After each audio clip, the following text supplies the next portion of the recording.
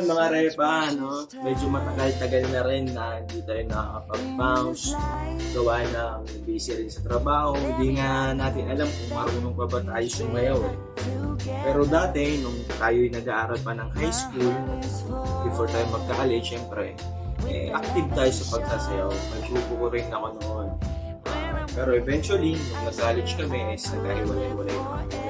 From that time, hindi na rin ako masyado nakakapagsayaw. So, hindi ko alam kung mayroon pa akong swag or moves. So, tingnan nga natin. Dati, pinaka-favorite kong sayaw is yung Teach Me How to Doggy. Yung mga swag-swag lang na kata.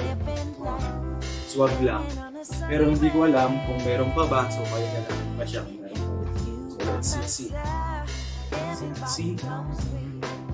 Pero, wala na, medyo nanaba na rin tayo guys, pero sana may balik pa rin natin. Konting practice, patingin-tingin tayo sa TikTok.